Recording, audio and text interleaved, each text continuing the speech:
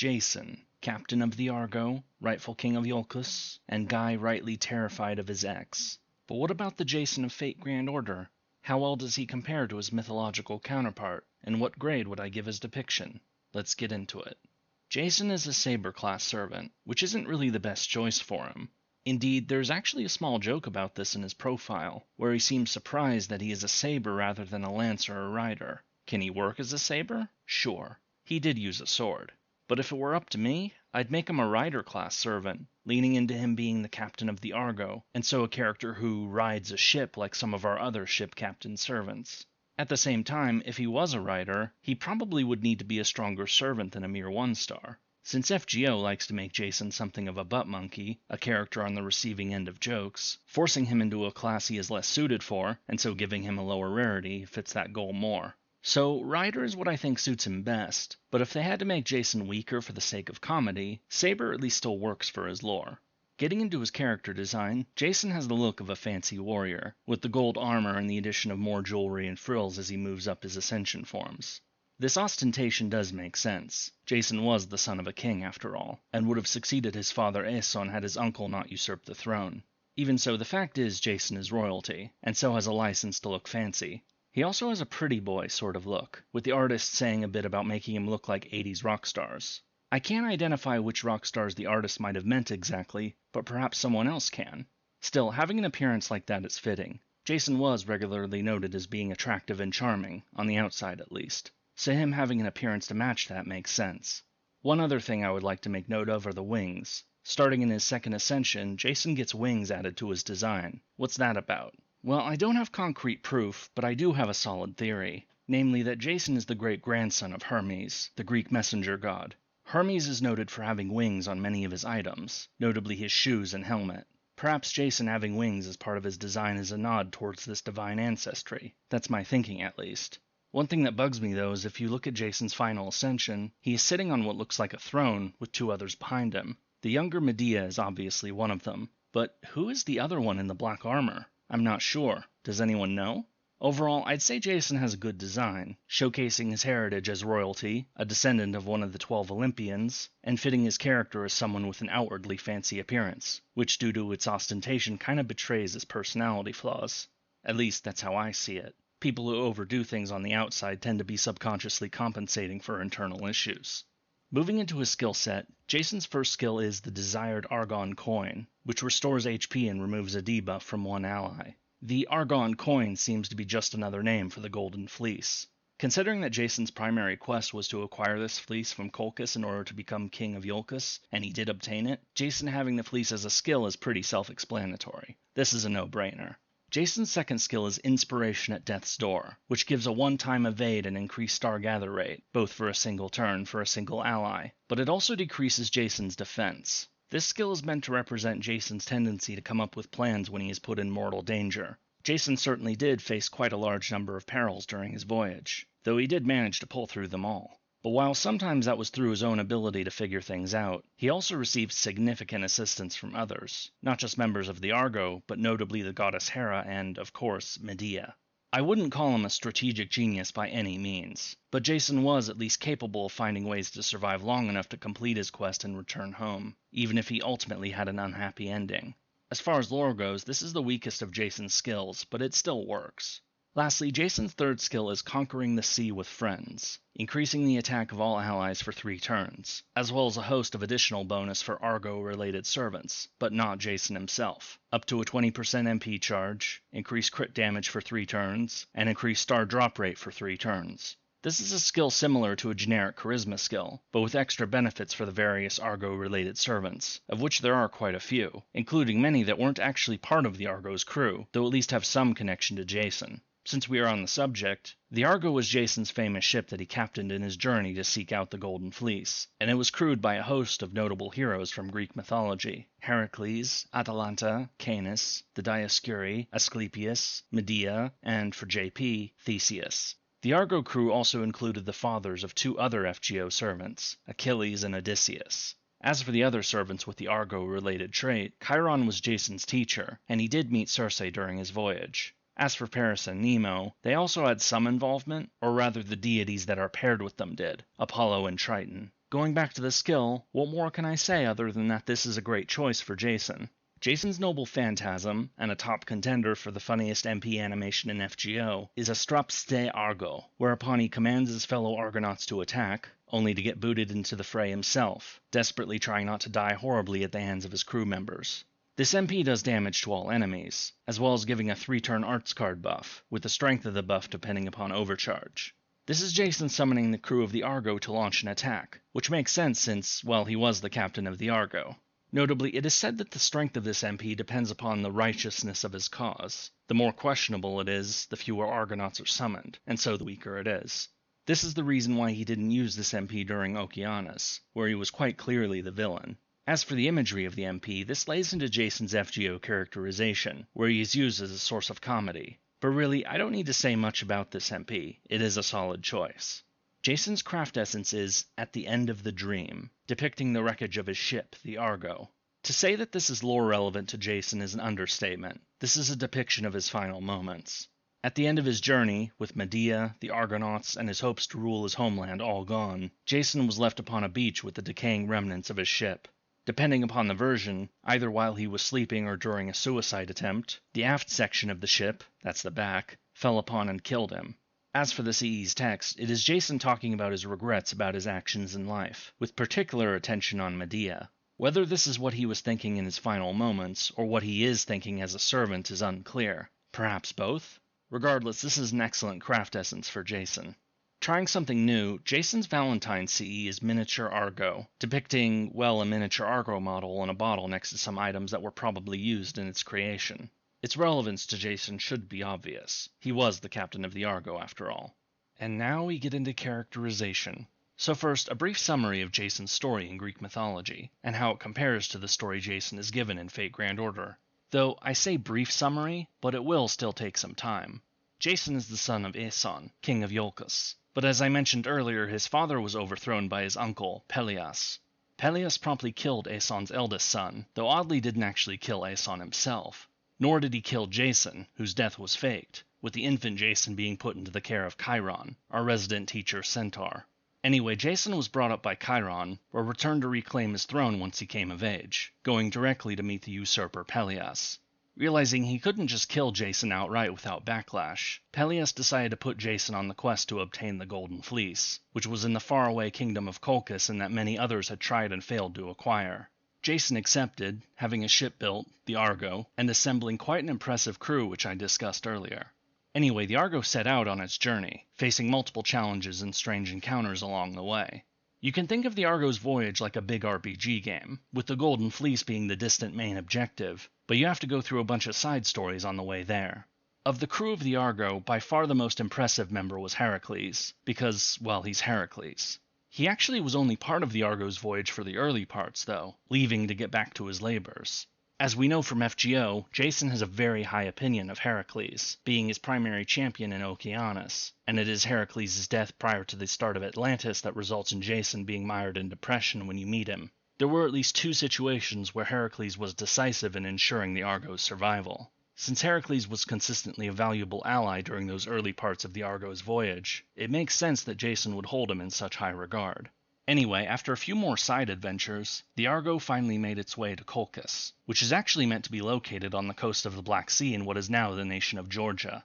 This is less crazy than it sounds. The Greeks were among the earliest settlers of Crimea, too. The king of Colchis, Aetes, said that he would only give Jason the Golden Fleece if he could finish 3 tasks, with these tasks being, shall we say, extremely hazardous to one's health.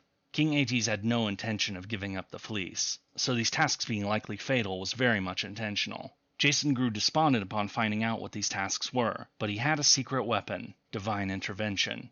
The goddess Hera had been an ally for Jason for a while now, and she intervened here to get the help of her fellow goddess Aphrodite, who in turn called upon her son Eros. That help would come in the form of making the daughter of King Aetes fall in love with Jason, and so strive to help him through the tasks her father had given him, and what lay beyond that. This daughter's name was Medea. Now, I'm not going to delve too much into Medea. She is going to get her own video after all, being one of the original servants of the Fate franchise. The short version is that Medea is a very gifted sorceress, and used her talents at magic to assist Jason through her father's 3 tasks, and later actually showing Jason where the fleece was once her father tried to back out of the deal. However, it was Jason's involvement with Medea where things started to go wrong for him. Again, saving this for Medea's video, but let's just say she was a bit too eager to engage in horrific violence for a guy she had only just met. Yes, she was under the spell of Eros, the son of Aphrodite, but yikes. Her actions actually incurred the wrath of Zeus, since in the process of escaping Colchis, she killed her brother and, well, it was gruesome. There were more stops on the return journey, including a meeting with Circe, Medea's aunt, also a sorceress of considerable power, and someone else who will get her own video someday. The Argonauts also came across and fought a battle against the bronze giant Talos. Yes, that Talos, the one paired with Europa. Again, it was Medea who proved vital in allowing the Argonauts to defeat Talos and continue their journey. At last, after such a grueling voyage, Jason and the Argonauts finally returned home. But much like Medea's father had no intention of giving Jason the Golden Fleece even if he finished those tasks, so too did Pelias have no intention of giving Jason the throne even though he had come home with the fleece. Someone clearly should have told Pelias what had happened in Colchis, because if someone had, he might have had a happier ending. Instead, he became the victim of another gruesome murder masterminded by Medea, but this backfired when Jason and Medea found themselves exiled, either by Pelias' son now taking the throne, or by the people of Iolcus not wanting a sorceress for a queen. Now having lost his throne, the Argonauts having disbanded since the voyage had ended, it was just Jason and Medea in exile for many years. It was at this point that Jason did something that was, shall we say, not his brightest idea. Whether it was boredom, unease about her capacity for violence, a desire for more wealth and power, or some combination of the above, he decided to split from Medea and marry a local princess. This not only pissed off Medea, whose homicidal tendencies have already been noted, but the goddess Hera as well, the one who had been helping Jason throughout his life. Jason should have known better, but he certainly paid for it when Medea carried out her brutal revenge. Again, saving that for her video. At this point, having lost everything, Jason spent his final days wallowing in regret, until he found himself killed by the rotting remains of his own ship, which I discussed when talking about its craft essence. So is Jason's legend consistent with his depiction in Fate Grand Order? It's close, but with some alterations. Fate does seem to play down the amount of divine assistance that Jason received, which in the original myth is quite considerable. This might just be my perspective, but the impression given is that Jason would not have succeeded on his voyage without the help he got from Hera and Aphrodite, or rather Aphrodite's son, Eros. Eros' part in getting Medea to fall for Jason is still present in FGO, but I'll save that for the Eros video specifically. Rather, more emphasis is placed upon Jason's tendency to become more capable when put into more dangerous situations, which is what his second skill is all about. But as I mentioned when covering that skill, it really does feel like Jason's quest was more successful less because of some ability to become better when put in danger, but because of divine intervention. In other words, the Jason of myth actually, in some ways, seems less capable than the one in FGO. The special talent Jason has doesn't appear in his first story chapter, Okeanos. Here he is one of the main antagonists, though you don't actually discover that until the second half of the story. Captaining the Argo together with Medea, Lily, Hector, and Heracles, Atalanta decided she wanted no part of this. They conspired to take the Grail from Blackbeard, and then to capture a divine spirit to sacrifice to the Ark of the Covenant. Jason was told it would give him great power to do this, but he was being played by Medea Lily, who was actually acting on behalf of the King of Mages. In Okeanos, Jason comes off as quite pathetic, sending others to fight for him, trying his best to avoid danger, and then turning out to just be a patsy. Okeanos set the tone for his characterization in FGO, that of an overly confident captain who really isn't that skilled himself, but can make use of others that are willing to follow him. Since so few followed him in Okeanos, he was doomed. But Jason would receive another story chapter to feature in, and one where he got far more screen time and attention, Atlantis. In Atlantis, Jason is one of the multitude of servants who are summoned by the Counterforce to help pave the way for Chaldea's arrival. But by the time Chaldea has arrived, most of those servants have either been killed or infiltrated Olympus. Most notably, Heracles fell while protecting Jason, which leaves him in a serious depression, and that is the Jason you find in Drake's bar. But through a little scheme of Drake's, Jason is brought back out of his funk and back into the fray, with a new Argo and a new crew to go with it, Chaldea and the servants that they find along the way. It is here that Jason's whole trait of becoming better when put into greater danger is truly given a chance to shine. Because, well, let's see. His and Chaldea's opponents in Atlantis are Odysseus, Artemis, and Poseidon. Facing one of them alone is intimidating. Facing all three seems like trying to defy the impossible. And yet that is what you have to do. Jason's not alone, of course. He has Chaldea, a host of allied servants, and a mystic code left behind by Medea that makes him seem more leader-like. Ultimately, this mission succeeds against all the odds, though only the core of Chaldea manages to survive to reach Olympus. In Atlantis, we see the Jason that may very well be what the crew of the Argo saw, a flawed man capable of moments of brilliance. Perhaps that's why they didn't just throw him overboard during the voyage. We do have to remember that, whatever his flaws, he did manage to accomplish the Argo's mission. So where does this leave us in regards to Jason's FGO characterization? Well, it's pretty decent. The Jason we have in FGO is arrogant, self-absorbed, and not particularly skilled as a warrior. But on the other side of the coin, he is also resourceful, charismatic, and capable of building a team around him that can make up for as many flaws. Jason is given a more comedic treatment in the story, and while this wasn't found in the original myths, I personally am fine with it, because to tell you the truth, the original Jason kinda sucks. While he does display some talents, ultimately the real reason he managed to succeed is because of the efforts of others. But Jason fails to appreciate this, otherwise he never would have turned on Medea, who was both the person who gave him the most help, and the one person most capable of tearing him down if he did anything to wrong her, which is what ended up happening. The thing is, though, Jason in FGO is known as being something of a loser, and other characters tend not to respect him very much. But if it wasn't for the fact that Jason is depicted as a failure who has acted like a jerk and been brutally punished for it, then he would just be a jerk. But while the Jason of myth can be called a jerk, especially for running out on Medea, his prickly personality is a bit exaggerated in FGO. In the original, it was his actions, not his words, that were the most unpleasant. Another thing they changed is that, whatever his other flaws, you couldn't really call the mythical Jason a coward, and yet he acts like one on several occasions, most notably in Okeanos. The developers of FGO therefore made some changes to Jason, making him a bit more exaggerated as part of a wider effort to make him a more likable character. The story has a tendency to humiliate this man for the amusement of all, but also gives him real chances to shine, most of all in Atlantis. And now for the verdict. What grade would I give Jason's depiction in Fate Grand Order? Well, it's pretty decent, all things considered. His character design and skill set are great, having many solid connections to his lore. As for characterization, the developers have made some small changes as part of the effort to make Jason more likable, but is otherwise pretty good too. Jason is capable and can be very effective at leading a team towards a specific goal, like what we saw in Atlantis. But he is still a person with real flaws, and his failure at recognizing just how dependent he is upon other people's assistance gives him an inflated ego, with the exception of Heracles, of course. If Jason had managed to realize that not only Heracles but Medea was someone that he ought to respect, then he might have had a happier ending. Then again, if we had, we probably wouldn't have this story. The Greeks love their tragic heroes, after all. The result is a character who can be a bit of a jerk, is much less capable than he thinks he is, and yet can still prove himself worthy of being called a hero. And so for a final grade, I'm going to give Jason, Captain of the Argo, a B. I came close to going higher than that, but it was the changes to his personality which prevented that. I understand why the designers did it, of course. The Jason of FGO is more likable than his mythological counterpart.